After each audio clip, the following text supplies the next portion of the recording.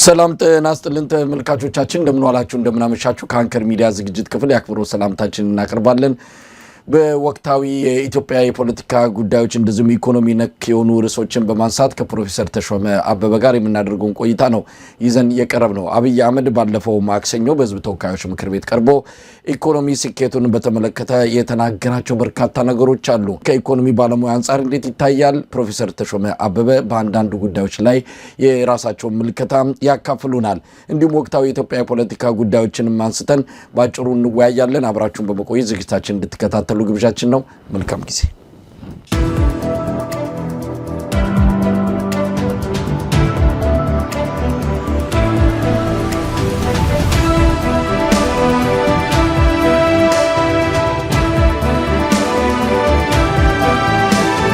ጤና ይስጥልን ፕሮፌሰር ተሾመ። ጤና ይስጥልኝ መሳይ፣ እንደምን ሰነበት? ደህና ነህ ሆይ? በረዶ እንዴት አደረገህ? የዚህ ሀገር በረዶ ማለት ነው። ሌላ ቦታ የሚመጣ በረዶ አለ።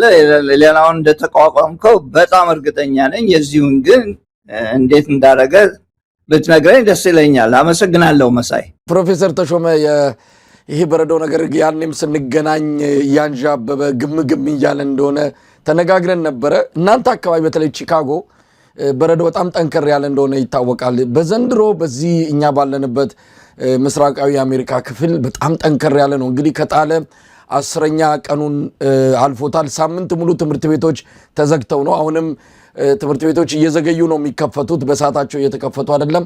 አሁንም የበረዶ ክምሮችን ነው እያየን ያለ ነው። በጣም አስቸጋሪ ነው። ለማንኛውም እናንተ ጋር እንዴት ነው? እኛ ጋር አሁንም ድረስ ያው የበረዶው ተጽዕኖ አልለቀቀንም። እኛ ጋር የመጀመሪያ የወረደ ቀን የዛሬ 2 ሳምንት ማለት ነው ሰኞ ዕለት 17 ኢንች ነው የወረደው። 17 ኢንች ቆፍረን የሚቆፍሩ ሰዎች አሉ። እኛ ዝግጁ ነን። እንደናንተ ሳሳ ያለ ሰውነት የለንም። በረዶውንም ችግሩንም ብርዱንም እንቋቋመዋለን። አሁን ትንሽ የቀረው በየቦታው የተቀመጠው ነው እንጂ ከብርድ በስተቀር ብዙ በረዶ የለብንም አሁን። እንግዲህ በዚህ የአየር ሁኔታ ውስጥ ሆነን ዛሬ ዳግም ተገናኝተናል። ፕሮፌሰር ተሾመ፣ የኢትዮጵያ ፖለቲካ ደግሞ እንደተለመደው ትኩሳቱ ጨምሮ ሁሉ ነገር ከጠበቅነው፣ ከምንጠብቀው፣ ከምንፈራው፣ ከምንሰጋው በላይ ብዙ እየሄደ ነው የሚገኘው። አብይ አህመድ ፓርላማ ቀርቦ ብዙ ነገሮችን አነሳ። የኤርትራና የኢትዮጵያ ጉዳይ ተጋግሎ ነው ያለው። በትግራይ ከዚህ ከወልቃይት ጋር በተያያዘም ያለው ሁኔታ ዳግም ተቀስቅሶ ወደ ሊያመራ ይችላል የሚለው ነገር እንደዚሁ በከፍተኛ ስጋት እየተነሳ ነው ያለው። ዘ ኢኮኖሚስት ያወጣው ዘገባ እንደሚያመለክተው የአብይ አህመድ አገዛዝ ጦሩን ወደ ትግራይ አካባቢ በማስጠጋቱንና የማይቀር ጦርነት ሊኖር እንደሚችል ነው ዘ ኢኮኖሚስት ላይ የተዘገበው። ሰሜን ሸዋ ሙሉ በሙሉ ኔትወርክ ተቋርጧል። ስልክ የለ፣ ኢንተርኔት የለ። አብይ አህመድ በኮማንዶ በሜካናይዝድ የታገዘ ጥቃት ሊፈጽም እንደተዘጋጀ እየተሰማ ነው። በአንዳንድ አካባቢዎች ጦርነቱ ተጀምሯል። ምናልባትም እስከ ግንቦት የግንቦት 4ቱ ምርጫ ከመካሄዱ በፊት አካባቢውን ከፋኖ በማጽናት ለምርጫ ጣቢያዎች ዝግጁ እናደርጋለን የሚለው የአብይ አህመድ እቅድ እንግዲህ ተግባራዊ ከሚሆንበት ምዕራፍ ላይ ተደርሷል። ፋኖች ደግሞ ባለፈው እንደተነጋገር ነው አንድነታቸውን መስርተው አንድነታቸውን አጽንተው በአብይ አህመድ አገዛዝ ላይ ይሄ እንደባለፈው እስካሁን እንዳየነው ሳይሆን መሰረታዊ የሆነ ለውጥ ሊያመጣ በሚችል የወታደራዊ እንቅስቃሴ ውስጥ ሊገቡ በመጀመሪያው ምዕራፍ ላይ ይገኛሉ። ብዙ ነገሮችን እናነሳለን። ኢኮኖሚውን በተመለከተም ያለው ሁኔታ እጅግ አስቸጋሪ ነው። የአብይ አህመድ አገዛዝ ከዩሮ ቦንድ ስምምነት ሂደት ውስጥ መውጣቱ ተገልጿል። ይሄ ደግሞ ከፍተኛ ችግር እንደፈጠረበት ነው የሚነገረው።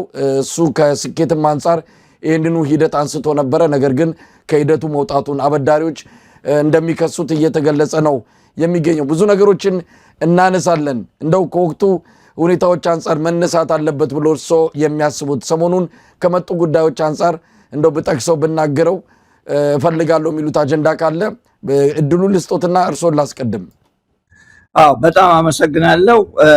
በእኔ በኩል በጣም የሚገርመኝ ነገር በጣምም ደግሞ የሚያስቸግረኝ ነገር አንድ ሳምንት አንድ ነገር ደህና ይመስልና ወደፊት እንራመዳለን ስንል ሁለተኛው ሳምንት ላይ ደግሞ የበለጠ ወደ ኋላ እንሄዳለንና አገሪቷ በግራም በቀኝም የተወጠረች ሀገር መሆኗ ከዚያም በላይ ደግሞ የውስጥ ጸጥታና የውስጥ ሁኔታው ለህዝቡ ብዙ ችግር መፍጠሩን አሁን ደግሞ በተሰራጨ ጽሁፍ ላይ ያየሁት በተለይ በአማራ ሀገር ያሉ ወጣቶች የጭንቅላት የመንፈስ ችግር እንዳለባቸው በትልቅ ዩኒቨርሲቲዎችና ባለሙያዎች የተጠና ጥናት መሰራጨቱ እዛ ላይ ያለው በጣም የሚያሳዝን በጣም የሚያስገርም የወደፊት የኢትዮጵያን የአማራን ብቻ ሳይሆን የኢትዮጵያን ዕጣ ፈንታ የሚወስን አይነት በህፃኖች ላይ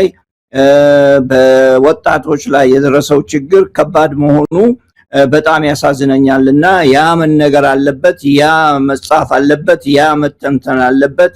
ይሄ የወደፊት ዕጣ ፈንታን ለማንኛውም ለክልል ብቻ ሳይሆን ለኢትዮጵያ የሚወስን መሆኑ በጣም አሳዝኖኛል። እንግዲህ ፕሮፌሰር ተሾመ አንዳንድ ፖለቲካ ነክ የሆኑ ያው ፖለቲካውና ኢኮኖሚውን መለየት አይቻልም። በአሁኑ ሰዓት ኢትዮጵያ ያለው አጠቃላይ ሁኔታ ከፖለቲካው ጋር በአንድም ይሁን በሌላ የተቆራኘ በመሆኑ መነካካታችን የማይቀር ነው። ከአብይ አህመድ የቅርብ ጊዜ የፓርላማ ቆይታ እንነሳ።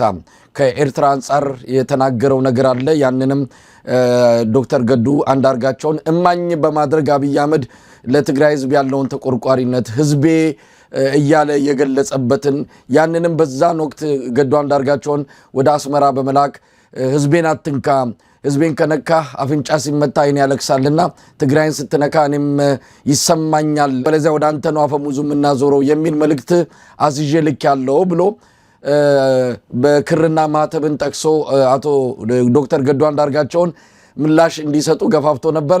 ዶክተር ገዱ አንዳርጋቸውም ምላሽ ሰጥተውታል። እንዲህ አይነት ቅጥፈት አይቼም ሰምቼም አላቅም። እኔን ለምስክርነት አጠጥራኔ ምስክር ልሆን አልችልም። ያንተ ቢጤ ውሸታሙን ፈልግና ምስክር እንዲሆን አድርግን ያሉት ነው። ከዚህን ጀምር ምን ተሰማሁት? የአብይን ጥሪና የዶክተር ገዱ አንዳርጋቸው ምላሽ። ዶክተር ገዱን በቅርቡ ተዋውቄ አነጋግሬያቸዋለሁኝ። ዶክተር ገዱ በነገሩኝ ወይንም ደግሞ እኔና እሳቸው በተነጋገርንበት ጉዳይ ላይ ወሳኝ ሐሳብ ያላቸው ሰው መሆናቸውን ለመረዳት ችያለሁ። ከዚያም በላይ ደግሞ ከፈር የወጣ ንግግር ዶክተር ገዱ አያደርጉም እኔ እስከማቀው ድረስ እኔ እስከማቃቸው ድረስ እና የተሰማኝ ምንድነው መሳይ ያንን ስሰማ ፓርላማ ላይ ያንን ስሰማ የተሰማኝ ነገር ይሄ ሰውዬ እዚህ እሳት ያቀጣጥልና ሰው ወደዛ እሳት እናጥፋ ብሎ ሲሮጥ ሌላ እሳት ሌላ ቦታ የሚጀምር ሁኔታ ያለው ሰው መሆኑን ነው የተረዳሁት። እና የተባለው እውነት ይሁን ውሸት ይሁን እኛ ፈራጆ ልንሆን አንችልም። ግን የምናምነው ሰው አለ በሰራው ስራ በሚያደርገው ሁኔታ። አንዳንድ ሰዎች እንደምናውቀው ማንኛችንም እንደምናውቀው መዋሸታቸው የሚታወቀው ምላሳቸው ሲነቃነቅ ብቻ ነው እና ምላሱ በተነቃነቀ ቁጥር የሚዋሽን ሰው ደግመን እናምናለን የሱ ቃል ይበልጣል የምንልበት ምንም ማስረጃ እስካሁን ድረስ ስለሌለን የዶክተር ገዱ ምላሽም በጣም በግሩም መንገድ የጠቅላይ ሚኒስቴሩን ቢሮ በማክበር ያሉበትን ደረጃ በመመልከት ያለባቸውን የደረጃ ኃላፊነት በመጠበቅ እውነቷን ቁጭ አድርገው የመለሱ ነው የሚመስለኝ በእኔ አስተሳሰብና የሰጡትን መልስ አይቼዋለሁኝ።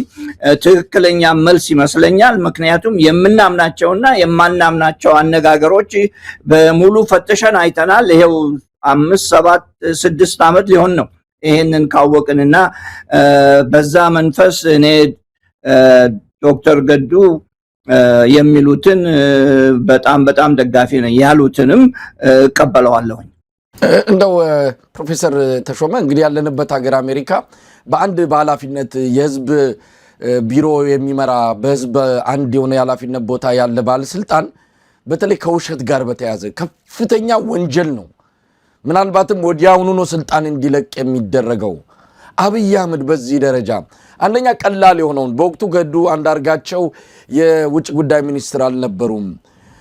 ሁለተኛ ነገር አብይ አህመድ እኮ ብዙ ፋይሎች አሉ። በዚህ ዘመን ላይ ምንም ማምለጥ የሚቻል አይደለም። የድምጽም ሆነ የምስል እኮ ማስረጃዎች አሉ። ምን ያህል የትግራይ ህዝብን ያነጣጠረ ጥቃት እንደፈጸመ በልበ ሙሉነት በእብሪትና በትዕቢት የተናገራቸው ብዙ ቪዲዮዎችን እኮ ማስረጃ ማቅረብ ይቻላል። የዶክተር ገዱ አንዳርጋቸውን ምስክርነትን መጠበቅ አያስፈልገንም። መቀሌም በሸሻ አድርገናታል እኮ ነው ያለው። የሱ ባለስልጣናት እነ ብርሃኑ ጁላና አዳነች አቤቤ ጥርግ በሉ ነው ያሏቸው። አንቀጽ 39ን ጠቅሳችሁ ተጠረጉ ነው ያሏቸው። ስለዚህ አብይ አህመድ እንዲህ አይነት ቅጥፈት በራሱ ከሚናገራቸው እዛው በዛው እያመሳከሩ ውሸቱን ማጋለጥ የሚቻል እንደሆነ ይታወቃል። ግን አሁንም በስልጣን ላይ አለ። አብይ እየዋሸ፣ አብይ እየቀጠፈ፣ አብይ እየካደ፣ አሁንም ግን በስልጣን ላይ ነው ያለው። ምን ማለት ይቻላል? ይህን ማለት የሚቻለው ምንድነው? በአንድ በኩል መሳይ የማያስፈልግ ውሸትና ጥሩ ውሸትም ሊኖር ይችላል። የማያስፈልግ ውሸት ምንድነው? ነገ ሌላ ሰው ሄዶ ፈልጎ የሚያወጣት ነገር ላይ መዋሸት በጭራሽ የሚያስተዛዝብ ነው። ምክንያቱም አስፈላጊ ስላልሆነ። ፖለቲከኛም ብትሆን ፖለቲከኛ በማንኛውም ረገድ ቃላቸውን የሚለዋውጡ ላለፈው ለሆነው ጊዜ ብቻ የኖሩ ሰዎች አይነት ተብለው ነው የሚታዩት እና የማያስፈልግ ውሸት ነው የምንሰማው በየጊዜው። ምክንያቱም ቼክ አድርገን የምናውቀው ስለሆነ አሁን በኢኮኖሚው ላይ በተናገረው ነገሮች በሙሉ በጣም የሚገርሙ አይነት ሰነዶችን ለማስቀመጥ ሞክሯል እዛ ላይ። ይሄም የሆነበት ምክንያት ምንድነው? ለጠየቀው ጥያቄ በአንድ ሀገር ውስጥ አንድ መሪ አትጠይቁኝ፣ ገንዘብ ከየት መጣ ብላችሁ አትጠይቁኝ ብሎ ፓርላማውን በመቶ በመቶም ባይሆን በራሱ ህዝቦች ከዘጋ በኋላ የሚጠበቀው ዲክቴተር ነው እንጂ በዲሞክራሲ ያስተዳድራል ተብሎ የሚጠበቅ ነገር አይኖርም። እና ኢትዮጵያ የሄደችበት ያለችው መንገድ አሁን ምንድነው? እምከፍላችሁ ደሞዛችሁን እምሰጣችሁ እኔ ነኝ። ያቺ ደሞዝ እንዳትቀርባችሁ እኔም ለሆነ አዳምጡ፣ እኔም ለምለው ነገር አጨብጭቡ የሚል ሁኔታ ስለሆነ መሳይ ይሄ ውሸት እየቀጠለ ነው እንጂ የሚሄደው እያነሰ የሚሄድ አይመስለኝም ወደፊትም። እንዳውም መሳይ በእኔ አስተሳሰብ ሰውየው በራሱ ላይ ጎል ያስገባ ነው የመሰለኝ። በተናገረ ቁጥር ትክክል ያልሆኑ የማይግባቡ በፊት ከተባለው ነገር ጋር የማይግባቡ ነገሮችን እያለ በራሱ ላይ በራሱ መንግስት ላይ ችግርን እያመጣ ይመስለኛልና አጠገቡ ያሉትም በደሞዝ የተቀጠሩ ሚዲያ የሌለው ሚዲያ ቢባል በደሞዝ የሚሰራ ከዚህ አይነት መንግስት እውነትን ለማግኘት አይቻልምና ይሄ እየቀጠለ ነው የሚሄደው። ወደፊትም እንዲሁ እናያለን። ከዚህ የበለጠ ሊሆን ይችላል። የምርጫ ጊዜ ስለሚሆን ደግሞ የበለጠ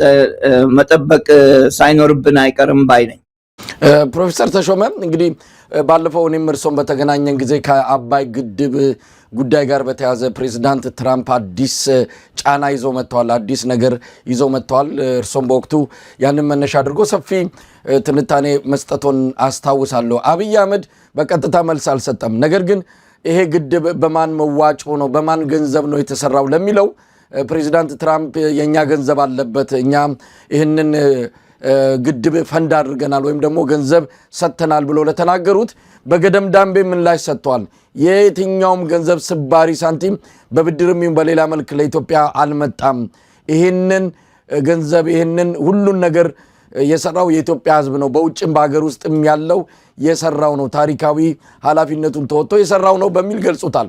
ህዳሴን ካለ አንድ ብር እርዳታ ካለ አንድ ብር ብድር ያሳካ መንግስትና ህዝብ ፕሮጀክት አይሰራም ሊባልማ አይችልም። ግፍ ነው። ህዳሴ ላይ አንድም ብር እርዳታ አንድም ብር ብድር ኢትዮጵያ አልወሰደችም። ኢትዮጵያውያን ቁርጠኛ አቋም በሀገር ውስጥም በሀገር ውጭ ያሉም ኢትዮጵያውያን በቁርጠኝነት ጨክነው በጋራ ቆመው ስለሰሩ የተከወነ ፕሮጀክት ነው።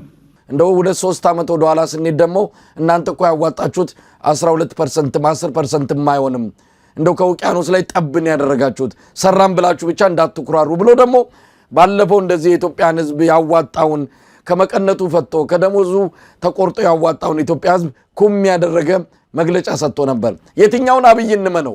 ህዳሴን ከጀመርን ጀምሮ ከዲያስፖራ ከባለ ሀብት ከመምህር ከሰራተኛ ከምናምን ከሁሉ ከአርሶ አደር የሰበሰብነው ማክሲመም 12 ቢሊዮን ብር ነው የሚሆነው። እዛ ያፈሰስነው ግን አሁን 100 ቢሊዮን ገደማ ደርሷል። ኢሚንት ናት ማለት ነው 10%። እንደው ህዳሴን ጀምራችሁ ጨርሳችሁ እናንተ እኛንም ብላችሁ እያሰባችሁ እንዳይሆን ብዬ ነው። ከእምነት ውጪ ነው ሰውየው። እኔ በቀጥታ ለመመለስ ለይህን ጥያቄ መልሱን ለመስጠት ከእምነት ውጪ ነው። ከእንግዲህ ወዲያ የሚያምን የለም። ለምሳሌ ልጥቀስልህ መሳይ፣ በኢትዮጵያ ውስጥ 5 ሚሊዮን ኮደርስ እያሰለጠንን ነው አለ። እስካሁን የሰለጠኑ ደግሞ 1 ሚሊዮን ናቸው አለ። ይሄንን ቁጥር ወስጄ ከአሜሪካን ሀገር ጋር ለማወዳደር ፈለግኩኝ። ከአሜሪካን ሀገር ጋር ኢትዮጵያ የምትወዳደር አይደለችም። ይሁን እንጂ ግን አሜሪካ ይሄን ያህል ግዙፍ የሆነ ሀገር 330 ሚሊዮን ህዝብ ያለበት ኢንዱስትሪው የትም የማይገኝ አይነት ኢንዱስትሪ በአሜሪካ እየኖረ በአሜሪካ ውስጥ ቴክኖሎጂው ከሁሉም ሀገር የበለጠ ቴክኖሎጂ እየኖረ አሜሪካ ውስጥ 1.6 ሚሊዮን ኮደርስ እና ሶፍትዌር ቴክኖሎጂ ውስጥ ናቸው ያሉት 1.6 በጠቅላላው። እሱ ግን 5 ሚሊዮን እያሰለጠንን ነው። ከዚያም በላይ ደግሞ አሁን በቅርቡ 1 ሚሊዮን አሰልጠናል ብሎ ተናግሯል። በቴፕ ላይ አለ። ይሄንን አይነት ነገር ስትሰማ ይሄ ማጋነን ብቻ አይደለም፣ ይሄ ውሸት አይደለም፣ ይሄ ፈጠራ ነው። እንደዚህ አይነት ፈጠራ ደግሞ ይሄው አሁን እንዳልኩ ቼክ ይደረጋል ወይንም ደግሞ ሄደው ሰዎች ይመረምሩታል። እና የማያስፈልግ በጭራሽ የማያስፈልግ ውሸት ወይንም ቅጽበት እንበለው እንደዛ አይነት ስራ እየተሰራ ነው። ይሄ ብቻ አይደለም የሚያሳዝነው ደግሞ የአገሩ ባለስልጣኖች ይሄንን እየሰሙ ይሄን እያዩ እከሌ ከዋሸ እኔም አልዋሽበት ምክንያት ምንድነው የሚል ደረጃው እየተለወጠ ሄደ ማለት ነው። የሀገሪቱ ደረጃ እየተለወጠ ሄደ ማለት ነው። እና የሚሰጡን ቁጥሮች የሚሰጡን አሃዞች ምንም የማይገናኙ በኢትዮጵያ ውስጥ ከሚሆነው ነገር ጋር የማይገናኙ ሆነው ነው የምታገኛቸው። እና በዚህም ሊፈርድ ይችላል ለማለት ፈልጌ ነው። እንግዲህ ፕሮፌሰር ተሾመ አንዳንድ ርዕሰ ጉዳዮችን እናነሳለሁ። ከዚህ ከጸጥታና ከአጠቃላይ የሀገሪቱ ደህንነት ጉዳይ ጋር የተያዘ ነው። ቀደም ሲል ጠቅሻለሁ። በሰሜን ኢትዮጵያ በትግራይ በወልቃይት አካባቢ ያለው ፍጥጫ፣ እንደዚሁም ጋምቤላ ሰሞኑን የተከሰተው፣ በአማራ ክልል በከፍተኛ ደረጃ እየተጋጋለ የመጣው፣ ኦሮሚያ በወለጋ አካባቢ ያለው ውሉን የለቀቀ ጦርነት፣ እንደዚሁም በተለያዩ የኢትዮጵያ አካባቢዎች ያለው የሰላም እጦት፣ እነዚህ ሁሉ ተዳምረው አብይ አህመድ የት ነው ያለው? እንደው አዲስ አበባ ብቻ ኢትዮጵያ ልትገልጽ የምትችል አይደለችም። እሱ አሁንም ሀገሪቱን በሙሉ የተቆጣጠረ በእጁ ያለ አድርጎ ነው ለመግለጽ የሚሞክረው። ነገር ግን አይደለም፣ ኳሷ በሱ እግር ስር ብቻ አይደለችም። አብይ አህመድ ምንድን ነው? የአዲስ አበባ ከንቲባ ወይስ የኢትዮጵያ መሪ? አብይ አህመድ እኔ እስከምረዳው ድረስ በሩቅ ነው፣ በፐርሰናሊ አላውቀውም። እኔም እስከምረዳው ድረስ ህዝብን የሚያሰባስብ የሚያስታርቅ የተጣሉትን የሚያስማማ አይነት መሪ አይደለም። የዚህ አይነት ችሎታ የለውም። ምናልባትም ችሎታ አለው ብልና ቸር ሆኜ ብለግዝ የፕሮጀክት ማኔጀር ሊሆን ይችላል። ግን ሰዎችን የሚያቀራርብ ሰዎችን ደግሞ ጥሩ ስራ እንዲሰሩ ወይንም ደግሞ መልካም ሐሳብ እንዲኖራቸው የሚደግፍ አይነት ሰው አይደለም። ይሄ ችሎታ የለውም። ይህንን የምልበት ምክንያት ምንድነው? አማራንና ትግሬን ያጣላል፣ ትግሬንና ሌሎችን ያጣላል፣ አማራንና ኦሮሞችን ያጣላል። የሱ ፎርሙላ ስልጣን ላይ እስካስቀመጠኝ ድረስ አንዱን ከአንዱ ጋር እያጣላሁ ነው የምኖር የሚል አይነት ፎርሙላ ነው ይዞ ያለው። አሁን በቅርብ ያለው ቅድም እንደጠቀስከው አንተ ትግራይ በአማራ ላይ የፈጸመው ችግር ልነግራችሁ አልችልም። ለምንድነው የአማራን ህዝብ ለዛን ጊዜ ያልጠበቀው? ይሄ ከሆነ ለምንድነው አሁን ያገረው? ይሄንን በምን አይነት መንገድ ነው ይሄ የመጣበት ምክንያት? አሁንስ ይፋ የሆነበት ምክንያት ምን ታስቦ ነው የሚገር እንድታነሳ ያደርጋል። ይሄንን ስትመረምርና ትንሽ ሐሳብ ውስጥ ስታስገባው ይሄ ሰውዬ ሰዎችን የማጣላት ነገሮችን ለመተንኮስ እዛ ቅድም እንዳልኩት እዛች ጋር እሳት ለኩሶ ሰው ወደዛች ሐሳቡ ሲሄድ ሌላ ቦታ ደግሞ እሳት መለኮስ አይነት ሁኔታ አድርጌ ነው ያየሁት እኔ። በዚህ አይነት ሁኔታ 120 ሚሊዮን 130 ሚሊዮን ያለበት ህዝብ ያለበት አገር ከዚያም በላይ ደግሞ በባህልም የበለጠ ተጣምረን ብንኖርም እያንዳንዱ ለየት ያለ ባህል ስለሚኖረው ለመለየት ህዝቡን በጣም ቀላል ነው። በዚህ ደግሞ የመንግስትን በጀት መሳይ ያለውን የሌለውን የመንግስትን በጀት አዲስ አበባ ላይ ብቻ አስቀምጠ ከዚያም በላይ ደግሞ ያለውን የሌለውን የመንግስትን በጀት ሰውን ለማታለል የምታረገው ስራ ከሆነ ማንኛውም ሰው ሰክሰስፉል ሊሆን ይችላል፣ ሐሳብ ካልገባው በስተቀር ማለት ነው። ዞር አድርጎ ካላሰበ በስተቀር ማለት ነው። አብይ አህመድ እያረገ ያለው አሁን ያለ የሌለውን የኢትዮጵያን በጀት ከዛም ከውጪ የሚያመጣውን ገንዘብ በሙሉ የኢትዮጵያን ህዝብ ለማዋናበድና እርስ በርሱ ተስማምቶ እንዳይኖር የማድረግ ስልት የያዘ አድርጌ ነው የማየውና ይሄ በጣም አሳዛኝ ነው ለሁላችንም። ሁላችንም በዚህ ነገር ላይ መነጋገር አለብን። ከዚያም በላይ ደግሞ የሰውየውን ፎርሙላ ማወቅ ይኖርብናልና አንዱ ደስ የሚለኝ ነገር መሳይ ይሄን ሁሉ ካልኩ በኋላ እግዚአብሔር እንኳን ፋኖን ሰጠን ለማለት የሚያስብል ነገር ነው። ምክንያቱም ያለዛ አገሪቷ ልትጠፋ ትችል ነበር ማለት ነው። እንግዲህ ማንኛውም ሰው በያለበት እንደዚህ አይነት መሪ መሆኑን ካወቀ ከዚህ መሪ መዳን አለበትና የሚያድነውን መፈለግ ይኖርበታል ማለት ነው። ምን ይታዩታል? አሁን ማክሰኞ ዕለት ብዙ ሰዎች የጠበቁት ነገር ነበረ። ምክንያቱም ከእጁ እያመለጡ ያሉ ነገሮች አሉ ማይቆጣጠራቸው። ቀደም ሲል እንደተባለውም ኳሷ በእግሩ ስር በሱ ብቻ አይደለችም፣ ሌሎች ኃይሎች እየመጡ ነው። በሀገሪቱ እድል ዕጣ ፈንታ ላይ ለመወሰን አቅም እያጎለበቱ አቅማቸውን እያፈረጠሙ ያሉ ኃይሎች እየመጡ ነው። ምናልባት እኔ እናንተ ትንሽ ለየት ልንል እንችላለን ከሌሎችም ምናልባት በዚህ አስተሳሰብ። እኔ በበኩሌ ሳስበው አሁን የማክሰኞ ዕለት የተደረገውን ንግግር ሳይ ኢትዮጵያ የከበባትን ችግር ሳይ ሰውየው ከራሱ ውጪ የሚያይ አይመስለኝም መሳይ። ከራሱ ጥቅም ውጪ የሚያይ አይመስለኝም። ከራሱ ጥቅም ውጪ የሚያይ ቢሆን ኖሮ ያልከው ፍንጭ ሊመጣ ይችል ነበረ። ምናልባትም ግጭቶችን በየቦታው ከመቀስቀስ ከመጀመር ሊቆጠብ የሚችልበትን ዘዴ ሊፈጥር ይችል ይሆናል። እሱ በራሱ የሚገባበትን ቤት ያመቻቸ ነው የሚመስለኝ። እኔ አንድ ችግር ቢነሳ ለኢትዮጵያ ህዝብ ነው እንጂ ያ ችግር የሚሆነው ትርፉም የሚቀመጠው እሱ የሚሄድበት ቤት አለው፣ የሚሄድበት ቦታ አለ። ከኢትዮጵያ ውስጥ ተነስቶ ወደ ሌላ ቦታ ይሄዳል። ይችን ያዘጋጀ ነው የሚመስለኝ። እኛ ግን ባለን አቅምና ኢትዮጵያኖች ማለቴ ነው ባለን አቅምና ባለን ትንፋሽ እነኚህን ነገሮች ለህዝቡ መግለጽ ይኖርብናል። ህዝቡም ይሄን መረዳት አለበት። ከእንግዲህ ወዲያ ህዝቡ አይረዳም ብለ ነው። በፍራቻ ላይ ያለ ህዝብ ደሞዙ እየተያዘበት በየጊዜው ከደሞዙ የሚዘረፍ ህዝብ ነው ኢትዮጵያ ውስጥ ያለውና ችግሩ እየሰፋ ነው የሚሄደው። በእርግጥም በኢትዮጵያ ውስጥ የደላቸው ሰዎች አሉ፣ የተስማማቸው ሰዎች አሉ። ምክንያቱም የመንግስት ፖሊሲ በሙሉ ለነሱ የተቀመጠ ወይንም ደግሞ ለነሱ የተስማማ የሚመስላቸው ሰዎች አሉ።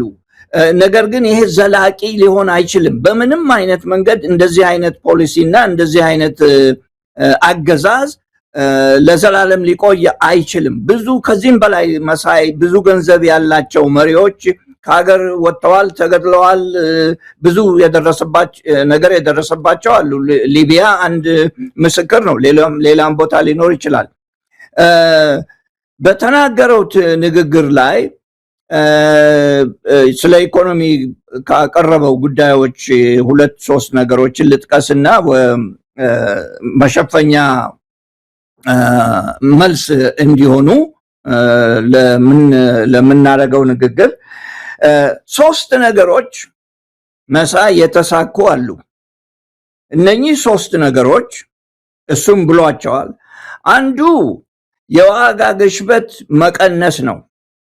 የዋጋ ግሽበት መቀነስ ስል ከ60% ወደ 30፣ ከ30 ወደ 27፣ ከ27 ወደ 15 ደርሷል። እሱ የሚለው 9.7 ነው።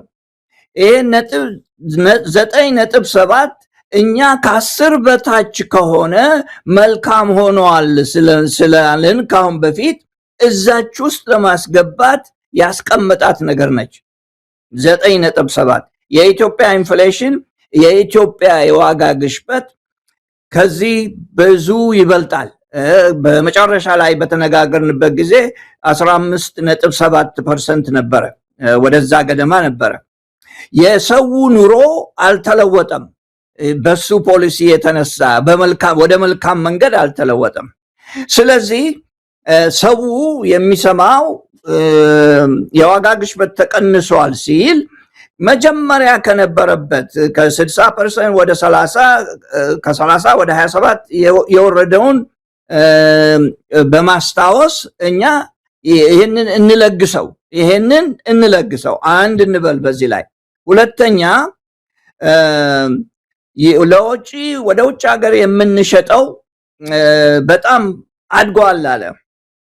ይሄም ትክክል ሊሆን ይችላል። አድጓል ሲባል ግን የሱ ፖሊሲ ብቻ አይደለም ያሳደገው መሳይ።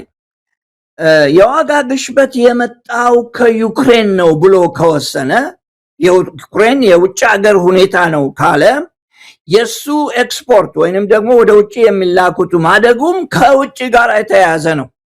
ይህም የተያያዘበት በሁለት መንገድ ነው። አንደኛ ቡናን በተመለከተ የዛሬ ዓመት ገደማ ከጃንዋሪ በፊት ኖቬምበር ላይ ኖቬምበር 2024 ማለት ነው 2024 ላይ የቡና ዋጋ በኪሎ 6 ብር ከ96 ሳንቲም ነበረ እዚህ ሀገር። አሁን 16 ብር ከ90 ሳንቲም ሆኗል በኪሎ። ኦኬ ማለትም ምንድነው? ቡና በውጭ ሀገር ተወዷል። ስለተወደደ የሚከፈለው ገንዘብ ኃይለኛ ነው ማለት ነው። አንድ እሱ ነው። ሁለተኛ IMF ገንዘባችሁን ዲፕሪሺየት አድርጉ ወይንም ደግሞ ዲቫሉዌት አድርጉ ሲል ኤክስፖርታችሁ ከፍ እንዲል ያደርጋል ብሎ መጀመሪያ የተነሳንበትም ዓላማ ይሄ ነው። IMF የተነሳበት ዓላማ እና የኤክስፖርቱ ማደጉ በቡና በኩል በተለይ ምንም የሚያስገርም ነገር አይደለም። እሱ ትልቅ ነገር አድርጎ አስቀምጠው 4.6 ነው ምናምን ቢሊዮን ዶላር አግኝተናል አለ። አንደኛ ዋጋ ከፍ አለ ውጭ ሀገር፣ ሁለተኛ የኢትዮጵያ ብር መቀመቁ ውስጥ ገባ። ይሄ ማለት ምንድን ነው?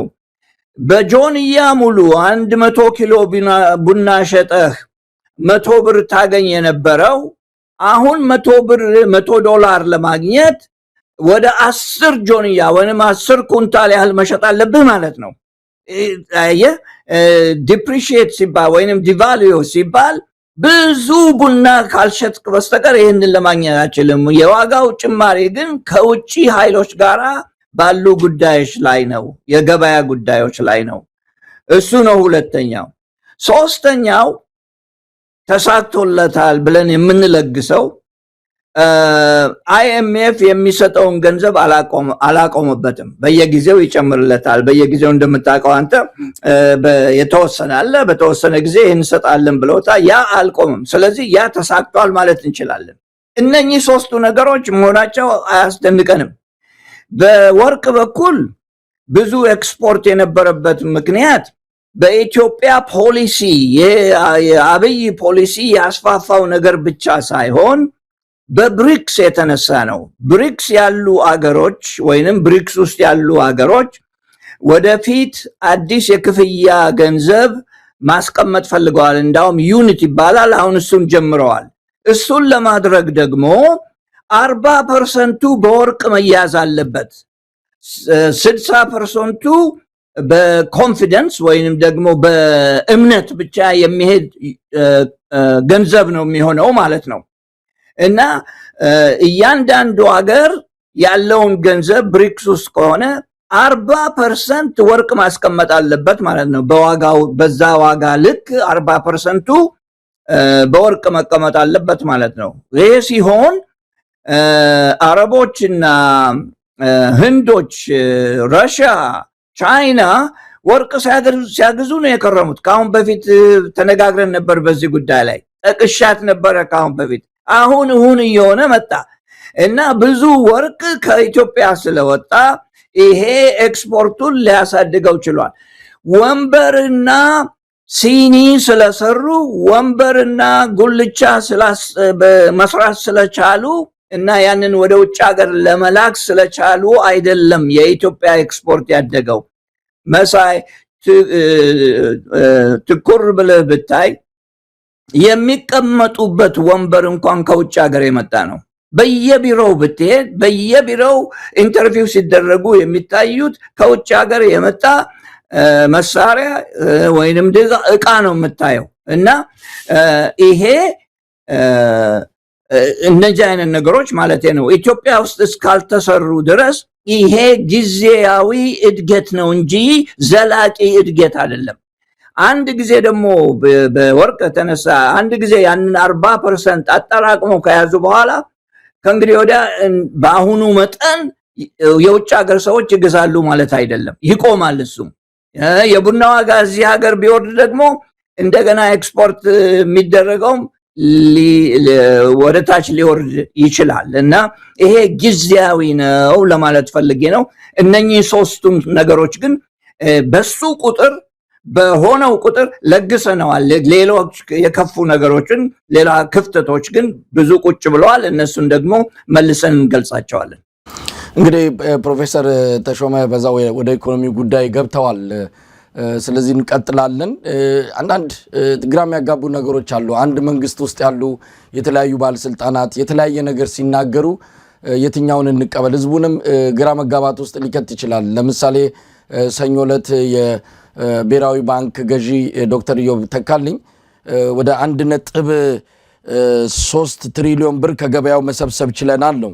ባለፉት 6 ወራት በተካሄደው 13 የውጭ ምንዛሪ ከ1.3 ትሪሊዮን ብር በላይ ከገበያው መሰብሰብ ችለናል። ይህም በማድረጋችንም በገበያ ውስጥ የሚዘዋወረውን የገንዘብ መጠን በመቀነስ የዋጋ ግሽበትን ማውረድ እንችላለን የሚል ነገር አንስቷል። ይህን ነገር እንዴት ነው ማለት? ይህንን የሚጋጭ ደግሞ ወይም ደግሞ በሌላ መንገድ የተገለጸ አብይ አህመድ ማክሰኞ ዕለት የተናገረው አለ። የግሽበቱ ምክንያት የፍላጎትና የአቅርቦት አለመመጣጠንና የገበያ ስርዓቱ አለመዘመኑ ነው የሚል ነገር አንስተዋል። እና የቱን እንቀበል? ከገበያ ውስጥ ገንዘቡን ስንሰበሰብ የዋጋ ግሽበቱ ወረደ የሚል ነው። አብይ ደግሞ ፍላጎትና አቅርቦት አለመመጣጠኑ ነው ይላል። ምናልባት ሰዎቹ ተናበው እየሰሩ አይደለም። አንዱ ሌላ ይላል፣ አንዱ ሌላ ነገር ይናገራል። የባቢሎን ዘመን የማይግባቡበት ሆኖ ህብረተሰቡንም አብረው እያደናገሩ ነው ያሉትና የትኛው ነው ትክክል? የትኛው ነው ትክክል የሚለው ወደ ሌላ ነገር ከማምራቴ በፊት ባክግራውንድ ልስጥ። ለምንድን ነው ሪፎርም ይደረግ የተባለበት ምክንያት ምን ብለን እንነሳ ከዛና ይህንን ችግሩን ያመጡትን እንነጋገርባቸዋለን። የሪፎርሙ የመጀመሪያው ዓላማ ምሰሶ ብለው ካስቀመጡት አንዱ የምንዛሬ ተመን ሊበራላይዝ ለማድረግ ነው። ኦኬ፣ ያንን በደንብ አድርገዋል። የኢትዮጵያ ህዝብ 200% ያህል ያለውን ሀብት ወድሟል፣ ጠፍቷል፣ ሄዷል፣ ተኗል ማለት እችላለሁኝ። በዛ የተነሳ አንድ እሱ ነው። ያ ያለ ሀብት ከተነነ መግዛት የምትችልበት አቅም የለም። አንዱ እሱ ነው። ሁለተኛው ዓላማ ገንዘብ ፖሊሲ ዘመናዊነት ማድረግ ነበረ። እሱ ደግሞ የባንኩን ነፃነት ማስከበር ነው፣ የሚጨምር ነው። የባንኩ ናሽናል ባንክ ማለት ነው። ናሽናል ባንክ ነፃነት የለውም በአሁኑ ስርዓት። ናሽናል ባንክ የአንድ ፓርቲ ተገዢ ነው። በአንድ ፓርቲ ስር ያለ ባንክ ነው። ካሁን በፊት በብዙ ቦታ እንደተናገርኩት ባንኩ ነፃ ካልሆነ በስተቀር ከጠቅላይ ሚኒስቴሩ እጅ ስር እስካልወጣ ድረስ ነፃ ነው ማለት አይቻልም። ስለዚህ በፈለጋቸው ጊዜ ገበያ ይገባሉ፣ በፈለጋቸው ጊዜ ከገበያ ይወጣሉ። አንድን ነገር ለማድረግ ሲፈልጉ ገበያ ዘለው ይገባሉ እና የተወሰነ በመሪ የተቀመጠ በመሪ የተቀመጠ ዓላማ የላቸውም። ሁለተኛው እሱ ነው። ሶስተኛው የማሰባሰብ ቅድም አንተ ያነሳው እሱ ነው። ገንዘብ የማሰባሰብና የመንግስት ዲስፕሊን እንዲኖር ለማድረግ ነው። ሶስተኛው አይኤምኤፍም የተስማማበት ይህንን ነው። የገንዘብ የማሰባሰብ የገቢ ማሰባሰብን 1.2 ትሪሊዮን ዓላማ አድርገን በ6 ነው በ7 ወር ውስጥ 700 ቢሊዮን ሰብስበናል አለ። ይሄ በየቦታው ህዝቡን እያቆሙ ታክስ ክፈል፣ ይሄንን አንድ ነገር የሸጥክ እንደሆነ ታክስ ክፈል እየተባለ በየቦታው በየሁኔታው እየሰበሰቡ ገንዘብ ማሳደግ ችለዋል፣ መሰብሰብ ችለዋል። ህዝቡ ግን ድሃ የሆነ ነው የሚሄደው ማለት ነው። የቀረው ነገር የለ። ሀብቱ ወርደዋል መጀመሪያ በዲቫሉዌሽን የተነሳ፣ አሁን ደግሞ በታክስ እየተጎዳ ነው ማለት ነው። እና አንዱ ይሄ ነው። ሶስተኛው ግቡ ይሄ ነው። አራተኛው የዕዳ መልሶ ማዋቀርና ዘላቂነትን መፍጠር ነበረ። ይሄ ቅድም እንደጠቀስከው አልሆነም እስካሁን ድረስ። ተስማምተናል ብለው በፕሪንሲፕል የተስማሙትን 15% ቅናሽ እንኳን ቢያገኙ በዩሮ ቦንዱ የተነሳ ማለት ነው መጨረሻ ላይ ሳይስማሙ ቀሩ። ሳይስማሙ የቀሩበትም ወደ ፍርድ ቤት እንወስዳቸዋለን የሚል ሁኔታ አምጥቶባቸዋል። እና ይሄ ትልቅ ችግር ያለበት ከእንግዲህ ወዲያ ወደፊት ለመበደር የማይችሉበት ሁኔታ የሚያስቀምጣቸው አንዱ ነገር ነው። ግን ዓላማው ይሄ ነበረ፣ እስካሁን ድረስ አልሆነም። አራተኛው መዋቅራዊ ለውጦችን ማድረግ ነበረ። መሳይ መዋቅራዊ ለውጦች፣ ይሄ በጣም አስፈላጊ ነው። ገበያውን ዘመናዊ ያደረግን የሚለው ወሬ ብቻ ነው እንጂ የሚሆነው መዋቅራዊ ለውጦችን እስካላደረግስ ድረስ የኢኮኖሚን ህግ መለወጥ አትችልም። አብይ አህመድ የእሱን ሀገር መንግስት ህግ ሊለውጥ ይችላል፣ የኢኮኖሚን ህግ ግን ሊለውጠው አይችልም። እና መዋቅራዊ ለውጥ ማለት ይሄ ነው። አንደኛው ለምሳሌ የውጭ አገር ባንኮችን ማስገባት፣ ስቶክ ኤክስቼንጅ ተናግሮታል በሪፖርቱ ላይ። ስቶክ ኤክስቼንጅ እንዲኖር ማድረግ ኢትዮጵያ ውስጥ፣ ከዛም በላይ ደግሞ ፕራይቬት የሆኑ ግለሰቦች ቢዝነስ እንዲያቋቋሙ ማድረግ፣ በመንግስት የተመራ ሳይሆን በፕራይቬት አስተሳሰብ የተመራ ገበያ እንዲኖርህ ማድረግ አንዱ ግብ ነው። ሌላው ግብ ደግሞ እዛ ላይ ያስቀመጡት ወርልድ ትሬድ ኦርጋናይዜሽን ወይንም ደግሞ የዓለም የንግድ ድርጅት ውስጥ የመግባት በዚህ ዓመት ነው። ባይ ዘ ወይ ዓላማው በዚህ ዓመት መግባት ነው። እናያለን፣ ይግቡ አይግቡ የሚለውን እናያለን። 180 ሀገሮችን ልዩ ልዩ ጥያቄዎች መልሰዋል። ነገር ግን ይገባሉ ይፈቀድላቸዋል የሚለው እስካሁን ድረስ ሊታወቅ አልተቻለም። ከዚያም ጨምሮ በዚህ በመዋቅራዊ ለውጥ በሚለው ላይ ከውጭ ሀገር የሚመጣ ኢንቨስትመንትን ማስፋፋት ነበረ። እሱ እስካሁንም የትየሌሌ ሆኖ ቀርቷል። ምንም የተስማማ ነገር የለም። 2.6 ቢሊዮን ዶላር አስገብተናል አሉ። እነሱም ይሄ ዳንጎቴ ባደረገው ኢንቨስትመንት ላይ፣ ሳፋሪኮም ባደረገው ኢንቨስትመንት ላይ የተመሰረተ ነው። ሌላ ፕራይቬት ኢንቨስትመንት የሚባል እኛ የምናውቀው ምናልባት ከአንዳንድ አረብ ኦርጋናይዜሽንስ እና ግላዊ ሰዎች በስተቀር የምናቀው የተጻፈ በግልጽ የተሰጠ የለም። ከዚያም በላይ መሳይ አንዱ ግብ በዚህ ማዕቀራዊ ለውጦች ከሚለው ውስጥ ከእርሻ መር ከሆነ ኢኮኖሚ ወደ ኢንዱስትሪ መለወጥ አለብን የሚል ነበረ። አይኤምኤፍም የሚደግፈው ዓላማ የተፈራረመበትም አንዱ እሱ ነበረ። በዛ በኩል የተደረገ አንድም ንቅናቄ የለም ወደ ኢንዱስትሪ ለመለወጥ። እንዳውም እኔ የማከብረው በጣም የተከበረ በኢትዮጵያም ብቻ ሳይሆን በውጭ ሀገርም የተከበረ ኢትዮጵያዊ ዛሬ እንደገለጸው ከ6% በላይ ኢንዱስትሪ የለም ኢትዮጵያ ከጂዲፒ 6% በላይ። እነሱ የሚሉት 15-16% ድረስ ደርሰናል የሚሉት ከ6% በላይ የወጣ አይደለም ባይ ነው። እነኚህ ነገሮች በሌሉበት ሁኔታ አሁን ያጠቀስኳቸው ነገሮች በሌሉበት ሁኔታ የባንኩ ገዢ ይሁን የገንዘብ ሚኒስቴር ኃላፊ ይሁን ወይንም ደግሞ ጠቅላይ ሚኒስቴር ይሁን የሚያውቁት የሚናገሩትን አንዳንድ ጊዜ የሚያውቁ አይመስለኝም በእኔ አስተሳሰብ። ይሄ ምስክሬ ምንድነው? ለዚህ ማስረጃዬ ጠቅላይ ሚኒስቴሩ እና በዛ ላይ ጨርሳለሁ። ጠቅላይ ሚኒስቴሩ 86,000 ማስረጃ ሰብሳቢ በኢትዮጵያ ውስጥ አሰራጭተናል አለ በፓርላማ ላይ እንደተናገረው 86,000። ይሄም የሚያስረዳኝ ምንድነው? እስካሁን ድረስ የሚሰጡን ቁጥር ቢሮ ውስጥ የተቀቀለ ቢሮ ውስጥ የተጠበሰ በጠረጴዛ ላይ የተከማቸና በዛ የተስማሙበት ቁጥር ነው እንጂ ከውጪ ተሰብስቦ የመጣ ስታንዳርድ ያለው ሜተድ ወይንም ሜቶዶሎጂ ያለው ማስረጃ አለመሆኑን ነው የሚገልጸው። አሁን ገና ከ7 ዓመት በኋላ 6 ዓመት አይ ዶንት ኖ ስንት ዓመት እንደሆነ ከዛ በኋላ 86,000 ሰው ልከናል። 86,000 ቁጥሩ ትክክል ነው ብዬ አይደለም፣ እሱ የተናገረውን ወስጄ ነው። 86,000 ሰው በኢትዮጵያ ውስጥ አሰማርተን። የት ቦታ ነው የተሰማሩት እነኚህ ሰዎች? አማራ ሀገር ነው የሄዱት? ትግራይ ሀገር ነው የሄዱት?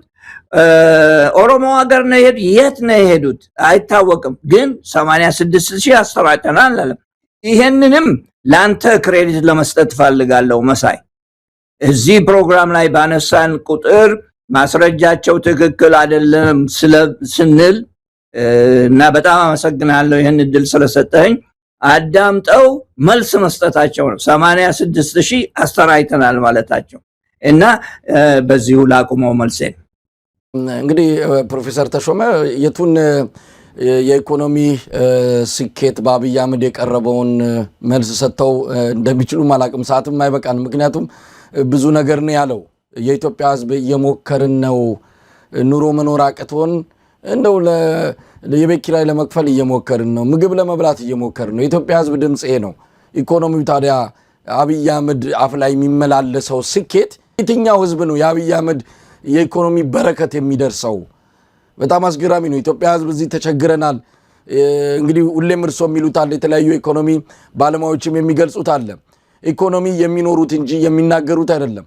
ሰው በኑሮ ላይ ካልተገለጸ፣ ጠረጴዛው ላይ በሚታይ ምግብና ሰውነቱ ላይ በሚታይ ለውጥ ካልተመሰከረ ታዲያ በምንድን ነው ሊረጋገጥ የሚችለው? አብይ አህመድ አፍ ላይ ብቻ። ለማንኛውም ከዚህ ከዩሮ ቦንድ ጋር በተያዘ እንደው ማብራሪያ እንዲሰጡን ነው። እንግዲህ ራሱ መንግስት ከሂደቱ ወጥቻለሁ ብሏል። በምን ስምምነት ላይ እንዳልደረሱ እንግዲህ ባለፈው ተስማምተናል ብዙ ነገር ተብሎ ነበረ። አሁን ተቋርጧል። እንደውም ክስ ሊያቀርቡ ነው የሚል ነገር ሰምተናል። እስቲ ምንድነው በቀጣይ የምናየው? ሊከሱ ይችላሉ? አብይ አህመድ መውጫ ቀዳዳ አለው? የዩሮ ቦንድ ጉዳይ የግል ብድር ስለሆነ በግል ድርጅቶች የተሰጠ ስለሆነ ስምምነቱም በግል ሰዎች መካከል የሚቀመጥ ነው። ይህንን የምልበት ምክንያት እኔ እንደ ኢኮኖሚስት ማንኛውም ኢኮኖሚስት ለነኚህ አበዳሪዎች ሄዶ እስቲ መዝገባችሁን ስጡን ማለት አይችልም።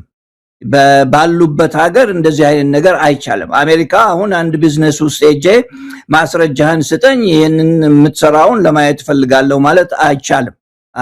ህጉ አይፈቅድልህም። እና የሚሉንን ነገር ብቻ ነው የምናዳምጠው ማለት ነው። ምክንያቱም የቢዝነስ ሲክሬት አለ። የማንኛውም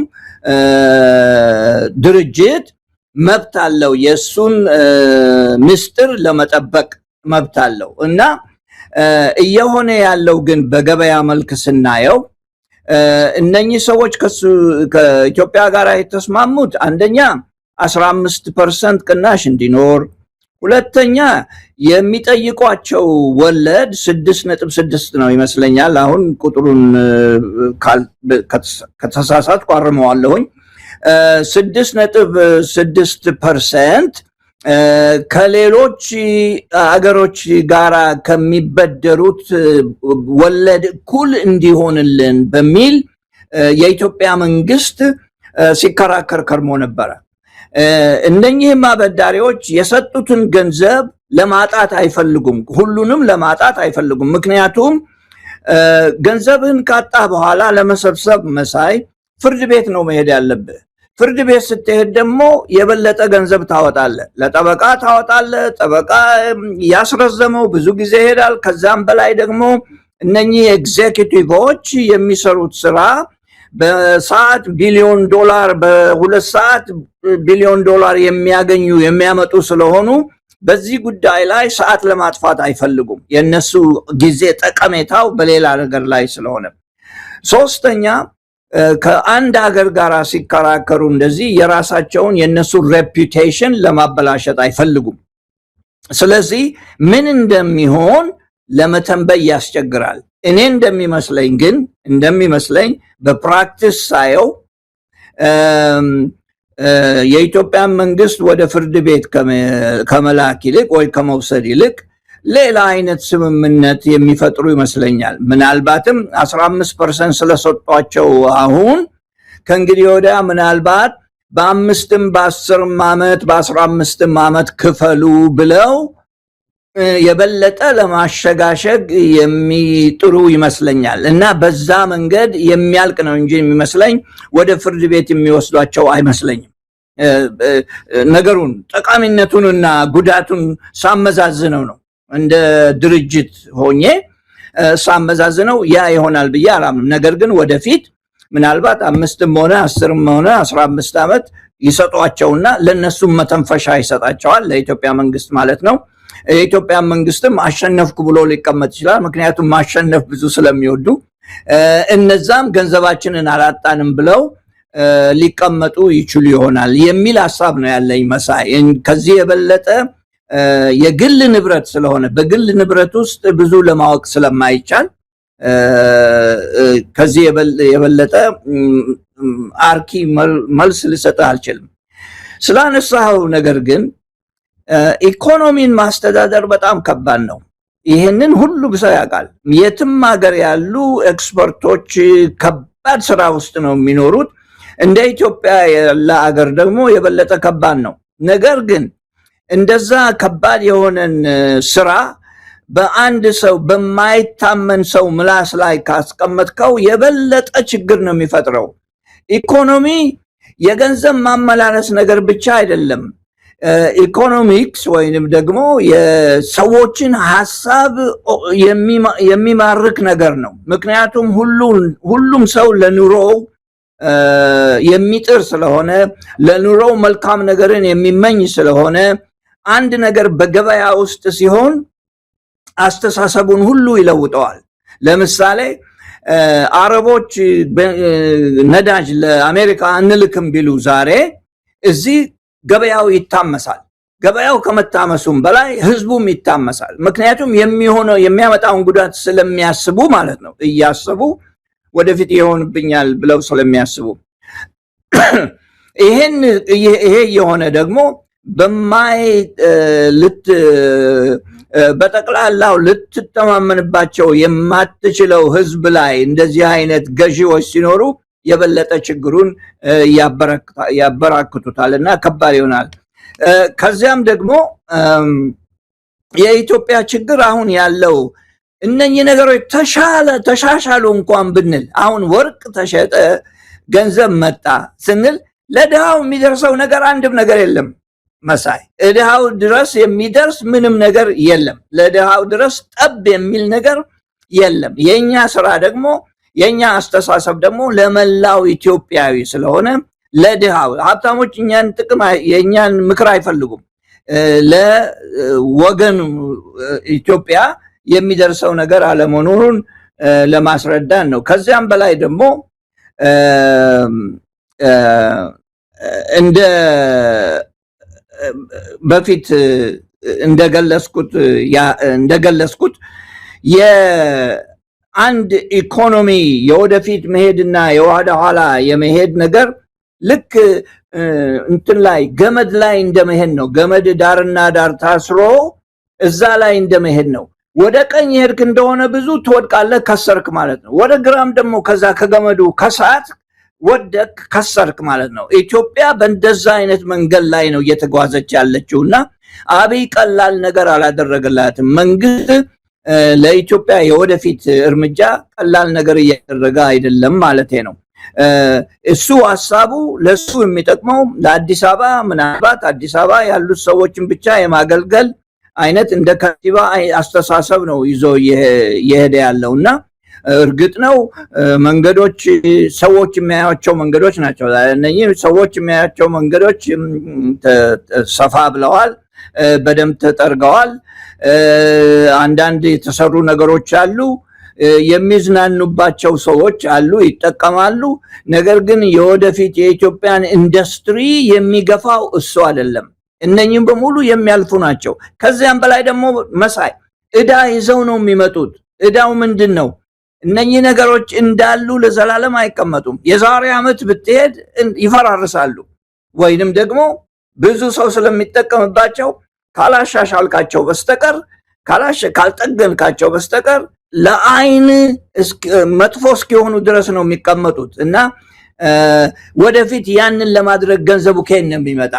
ከየት መጥቶ ነው በጀት የሚደግፋቸው? ይሄ ሁሉ ችግር መግባት ወደ ኢትዮጵያ እየመጣ ይመስለኛል። እኔ ፕሮፌሰር ተሾመ ሌላው በአብይ አህመድ ማክሰኞ ዕለት ከተነሱ ጉዳዮች ከኢኮኖሚ ጋር በተያያዘ የኢኮኖሚ እድገቱን የተመለከተ ነው። ከትንበያው የፈጠነ እድገት ነው እያስመዘገብን ያለ ነው አለ። እንግዲህ 10.2 ነው የተተነበየው ይላል። እንግዲህ የዓለም አቀፉ የገንዘብ ድርጅትም ሆነ የፋይናንስ ተቋማት በዛ ደረጃ የኢትዮጵያ ኢኮኖሚ ያድጋል ያሉበት ሁኔታ እንዳለ አላቅም። ቁጥሮች የሚያሳዩት ሌላ ነው። አብይ አህመድ ግን ከተተነበየው በላይ እየፈጠነ ያለ ኢኮኖሚ ብለዋል። እንደው ቁጥሮች አብይ አህመድ ጋር እንደፈለጉ ነው። መቼም የቁጥር ደፋር ነው ኢህአዲግ። አብይ አህመድም አገዛዝ ያንን ሙሉ በሙሉ እንደውም በእጥፍ የወረሰ ነው የሚመስለው። ቁጥር ላይ በጣም ደፋሮች ናቸው። ሲጠሩ ለነገ ብለው አይደለም የሚጠሩት። ለመሆኑ የኢኮኖሚ ትንበያው ምንድን ነው? እድገት የኢኮኖሚ እድገት ሲባል ጥሩ ይሁን መጥፎ እንደ ሞዴሉ በሞዴሉ ነው የሚወሰነው። መጥፎ ሞዴል ካለህ ትንበያው መጥፎ ይሆናል። ጥሩ ሞዴል ካለህ ደግሞ ትንበያው ጥሩ ሊሆን ይችላል። በዚህ ላይ ልል የምፈልገው ምንድነው፣ ለአድማጮች ደግሞ ለማስረዳት የምፈልገው ጠቅላይ ሚኒስቴሩ እኛ ኢኮኖሚያችን 9.7 ያድጋል ብለናል። አይኤምኤፍ ደግሞ 9.5 ምናምን ያድጋል ብሎናል። ልዩነቱ ዛሬ ብቻ ሳይሆን መሳይ ዛሬ በዚህ ዓመት ብቻ ሳይሆን ባለፉት ልዩ ብዙ ዓመቶች ውስጥ ከ2 ከ1 አይበልጥም ልዩነቱ አለ። ይሄ የሚያስረዳህ ምንድነው? አይኤምኤፍ የሚሰጠው ወርልድ ባንክ የሚሰጠን ቁጥር ከመንግስት የመጣ መሆኑን ነው። ይሄንን የተገነዘበ አልመሰለኝም። አየህ፣ ከነሱ የተወሰደውን ቁጥር ነው አይኤምኤፍም ወርልድ ባንክም ለኛ የሚሰጠው። ለዚህ ነው ልዩነት የሌለው በሁለቱ ቁጥሮች መካከል ልዩነት የለም ብሎ ጠቅላይ ሚኒስትሩ የፎከረበት ምክንያት በዚህ የተነሳ ነው። እና አይኤምኤፍ ያላቸው ሰራተኞች የተወሰኑ ናቸው። ኢትዮጵያ ውስጥ እየዞሩ ደደር ሄደው ቆቦ ሄደው ድሬዳዋ ሄደው ወይንም ደግሞ ናዝሬት ሄደው የሰበሰቡት ኢንፎርሜሽን የለም። መንግስት የሰጣቸውን ነው የሚጠቀሙት። ስለዚህ የነሱም ሞዴል ከሱ ጋር መስማማቱ እንደ ምስክርነት መቅረብ የለበትም። ነገር ግን ሌላ አማራጭ ስለሌለን እነሱ የሰጡትን መጠቀም ይኖርብናል። እኔም ቢሆን እዛ ሄጄ የቆጠርኩት የለም። እነሱ የሰጡትን ቁጥር ነው የምጠቀመው። ነገር ግን በአንዳንድ ነገሮች ላይ የኢኮኖሚክስን ህግ ስትከተል በዛ ህግ መሰረት ይሄ ከሆነ የአንድ ሀገር ገንዘብ ዲቫልዩድ ከሆነ 200% ያህል አሁን ኢትዮጵያ ውስጥ ትናንትና ዛሬ 181 ብር ነው $1 የሚሸጠው 181። ይህን ያህል ዲቫልዩ ካደረገ በኋላ ኢንፍሌሽን የለም ወይንም ደግሞ ተቀንሷል ማለት በምንም መንገድ አይቻልም፣ አይሆንም። የኢኮኖሚን ህግ መጣስ ነው የሚሆነው ማለቴ ነው። እና የትኛውን ቁጥር እንውሰድ ለሚለው ለምትፈልገው ጉዳይ ጠቃሚ የሆነውን ነው የምትጠቀምበት በማንኛውም በኩል። እነሱም የሚጠቀሙበት የነሱን ቃላት የነሱን ሁኔታ ሊገልጽ የሚችለውን ነው። ኤክስፖርት ለምሳሌ አደገ ሲል ያደገበትን ምክንያት አይሰጥህም፣ አይነግርህም። እኛ ግን መርምረን ስንደርስበት ኤክስፖርት ያደገበት ምክንያት አንደኛ የሆኑትን ነገሮች ቅድም እንደገለጽኩት ነው። ሁለተኛ ደግሞ ከውጪ የመጡ ኃይሎች ወይንም ደግሞ የኢኮኖሚ ኃይሎች የፈጠሩት ልዩነት ነው ማለት ይቻላል። እና ትንሽ እንትን ያስፈልገዋል፣ ምርመራ ያስፈልገዋል ለምናደርገው ነገር። በዛ መልክ ነው እኛ የምናቀርበው። እኛ የፖለቲካ ሰዎች አይደለንም፣ ስልጣን አንፈልግም። ለማስረዳት የምንፈልገው ግን ለኢትዮጵያ ህዝብ፣ የኢትዮጵያ ህዝብ በጣም ብልህ ነው። ነገር ግን መረዳት አለበት። ሁሉም ሰው ዕውቀት የለውም በማንኛውም በኩል። አንድ ሰው ብቻ ነው ያንን ያህል ዕውቀት ያለው፣ አብይ አህመድ ነው። ሁሉንም ያውቃል እሱ። ሌሎቻችን ግን ሁሉንም አናቅም። እና ግን ያንተ አዳማጮች፣ አንተን የሚከታተሉ ሰዎች በደንብ ይገባቸዋል፣ የምንለው ነገሮች ይገባቸዋል። ያንን ለማስረዳት የምንችልበት መድረክ በመሆኑ አይ ቲንክ ብዙ አስተዋጽኦ እያደረግን ይመስለኛል። መሳይ እንግዲህ ፕሮፌሰር ተሾመ ስለ ኢኮኖሚ ብዙ ማለት ብንችል በወደድን፣ ግን እንዲሁ ዝም ብለው እንደ የአብይ አህመድን አሃዞች የአብይ አህመድን ሪፖርቶች እና ቁጥሮች እግር በእግር እየተከታተሉ ውድቅ ማድረግ ይቻላል። ከምንም በላይ ህብረተሰቡ የሚኖርበትን ነው። የኢኮኖሚ ባለሙያ ሊቅ መሆንም የሚጠይቅ አይደለም። አንዳንድ የኢትዮጵያ ህዝብ የገባበትን የኑሮ ውድነትና ሌሎች ነገሮችን ለመናገር ከምንም በላይ የህዝቡ ኑሮ ይመሰክራልና። እስቲ ወደ አንድ የፖለቲካ ጉዳይ እንግባና ዝግጅታችንን እናብቃ። አብይ አህመድ ምናልባት እየመጣ ያለው የፋኖ አንድነት አስግቶታል።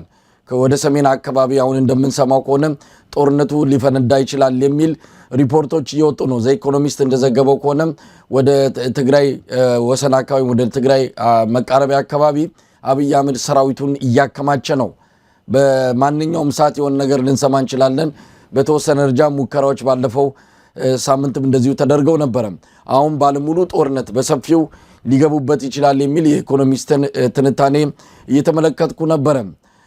ለማንኛውም ፕሮፌሰር ተሾመ እንግዲህ የፖለቲካው ነገር ሊብስበት ነው። ዶክተር ገዱ እንዳለው ያለ ጦርነት መኖር አይችልም አብይ አህመድ። ጦርነት ካለ ብቻ ነው አብይ አህመድ 4 ኪሎ ቤተ መንግስት መቀመጥ የሚችለው። በሱ ላይ ስጣለ አንድ ምለው ነገር አለ ለማለት እንፈልገዋለን። ጨምርበትና አቆማለሁኝ። መሳይ በጣም አመሰግናለሁ። ጦርነት በጣም ከባድ ነገር ነው። ማንም የሚያውቀው ነው። ክፉ ነገር ነው። የአማራ ሀገር ወድሟል። የአማራ ሀገር ወደ ኋላ ተመልሷል። የትም ቦታ ጦርነት ያለ፣ ትግራይም እንደዛው፣ የትም ቦታ ጦርነት ያለበት ቦታ ብዙ ችግሮች አሉ። ተፈናቃይ አለ። ህፃኖች ይሞታሉ። ህፃኖች አይማሩም። ሽማግሌ መውደቂያ የለውም። ይሄ ትልቅ ሀብታም አገር አይደለም። ኢትዮጵያ የሚባለው ሀገር ትልቅ ሀብታም ሀገር አይደለም። ያው ያለውን ያጣል ሰው። ከዛም በላይ ደግሞ በካዝና ብቻ ሳይሆን በህይወት ላይ ብዙ አደጋ ይደርሳልና የኢትዮጵያ ህዝብ አነሰም አደገም በቃ ማለት ይኖርበታል። የኢትዮጵያ ህዝብ በቃ ማለት ይኖርበታል። በምን አይነት መንገድ ነው በቃ ማለት የሚችለው የሚፈልገው ወይንም ማድረግ ያለበት? ያ ለኢትዮጵያ ህዝብ ነው መወሰን ያለበት፣ በኢትዮጵያ ህዝብ ነው መወሰን ያለበት። ነገር ግን ኢትዮጵያውያኖች በመረጥናቸው ባስቀመጥናቸው መሪዎች መታለል የለብንም። ከእንግዲህ ወዲያ ይሄ ነገር መቆም አለበት። ወደ ሌላ መንገድ መፈለግ ይኖርብናል። በተለይ ደግሞ በአሁኑ ጊዜ ስልጣን ላይ ለመቀመጥ ብቻ የተደረገ ችግር በምንም አይነት ይቅርታ የሚደረግለት አይደለም። መሳይ በእኔ አስተሳሰብ ስልጣን ላይ እቀመጣለሁ፣ ለመቀመጥ ፈልጋለሁ፣ እሱን ደግሞ ለማድረግ አንዱን ከአንዱ ጋር እያጣላው ጦርነት በዚህ ላይ እየሰበሰብኩኝ በጦርነት ሰው ሲያልቅ እኔ ያችን ምክንያት አድርጌ ስልጣን ላይ እቀመጣለሁ የሚለውን መቀበል የለበትም። ህዝብ ድሃ ቢሆንም ይህንን መቀበል የለበትም። ምክንያቱም ለወደፊት የሀገሩን ዕጣ ፈንታ የሚወስን ስለሆነ። ከዚያም በላይ ደግሞ አልፎ በውጭ ሀገር ሰዎች እጅ ነው የምንወድቀው። ራሱ ኢኮኖሚው በውጭ ሀገር ሰዎች እጅ ይወድቃል። መንግስት ለውጭ ሀገር ባለስልጣናት ወይንም ሀገሮች ታዛዥ ነው የሚሆነው እንደዚህ አይነት ሁኔታ ሲፈጠርና በጣም የሚያሳዝን የሚያሰጋ ሁኔታ ነው አሁን የገለጽከውና ምኞቴ ይሄ እንዳይሆን ነው። ይሄ ደግሞ እንዳይሆን የኢትዮጵያ ህዝብ በልዩ ልዩ መንገድ የለም በቃ ማለት ይኖርበታል። እቺን ካልኩ በኋላ አንድ መጨምራት ነገር አለች መሳይ። በኢትዮጵያ ውስጥ ጠቅላይ ሚኒስትሩ የስራ ዕድልን በተመለከተ 2.6 ሚሊዮን ሰው ስራ አግኝተዋል ብለዋል። 63-64% የኢትዮጵያ ህዝብ በግብርና ወይንም ግብርና ጋር የተገናኘ ስራ እየሰራ ነው የሚኖረው። ከዚያም በላይ ደግሞ እኛ በፈጠርነው ስኬት እኛ በፈጠርነው ፖሊሲ ይሄንን 2.6 ሚሊዮን ስራ ወደ 3.4 ሚሊዮን ወደ ላይ ከፍ አድርገነዋል። ማስረጃው ሲሰጥ ይሄንንም ያደረግንበት ሴቶች ልጆችን እየመረጥን ወደ ውጭ ሀገር 350,000 ሴቶች ልከናል ብለዋል። እነኚህ እኔ አውሮፕላን ጣቢያ ያየኋቸው 12፣ 13፣ 14 ዓመት የሚሞላቸው ልጆች ናቸው። አንዷ እንዳውም ማንበብ ማትችል እኔ ደረጃውን እንደዚህ ሲወጣ ይሄ ወዴት ነው የሚለው እባክህ ንገረኝ ብላ በራሷ ቋንቋ ጠየቀችኝ እና ለማስረዳት ሞከርኩኝ። በጣም አሳዘነኝ። ግን 12 13 ዓመት አትበልጥም ያቺ ልጅ እና 3.4 ሚሊዮን አድርሰነዋል። የአገሩን ልጃገረዶች ትንሽ ልጆች እየሰፈሩ አውሮፕላን ላይ ጭነው ውጪ መውሰዱን እንደ ኤክስፖርት አድርጎት ሰርቪስ ነው ኢትዮጵያ ኤክስፖርት የምታደርገው አለ ፓርላማ ላይ። ሰርቪስ ነው። ኦኬ እነኚህ ልጆች አዎ ዘመዶቻቸው ገንዘብ ያስፈልጋቸዋል ትንሽም ብትሆን፣ ግን የሚያገኙት ገንዘብ ወደ ኢትዮጵያ ሲመለስ የሚገዛው ነገር የለም፣ ባዶ ነው። ምክንያቱም ዲፕሪሺየት ዲቫልዩ አድርጎታል፣ የኢትዮጵያን ብር መቀመቅ አስገብቶታል በፖሊሲው የተነሳና የኢትዮጵያ ህዝብ ይህንን አይረዳም ለማለት ያስቸግረኛል። የኢትዮጵያ ህዝብ ዝም ይበል እንጂ ይህንን ይረዳል። እና 350,000 ትንሽ ልጃገረዶች ወደ ውጭ ሀገር መላካቸው ተመልምለው አሰልጥነው ይሄ እንደ ኤክስፖርት ተብሎ ለፓርላማ መቅረቡ ፓርላማ ደግሞ በማጨብጨቡ በጣም የሚያሳዝን ሁኔታ መሆኑን ለመግለጽ ፈልጌ የፋኖ አንድነት የፋኖ አንድነት ደስ ከሚሉኝ ነገሮች አንዱ ነው። ለምን የትም ሀገር ቢሆን መሳይ እዚህም ሀገር እናንተ የምንኖርበት አማራጭ መኖር አለበት። አማራጭ ከሌለ ያለው መንግስት በነፍስ ነው የሚጫወተው። አማራጭ ከሌለ አሁን እኛ ሀገር ያለንበት እዚህ ሀገር ያለንበት እንደፈለገው ነው የሚዞሩት። አማራጭ ያለው በቁጥር ያነሰ ስለሆነ እና ኢትዮጵያ ውስጥም ይሄ ነገር አለና ፋኖ የኢትዮጵያ አማራጭ ሆኖ የቀረበ ይመስለኛል። ይሄ በጣም ትልቅ ነገር ነው ለሀገሪቷ። ነገ ያሸንፍ ተነገ ያሸንፍ የሚለው ጥያቄ ውስጥ መግባት የለብንም።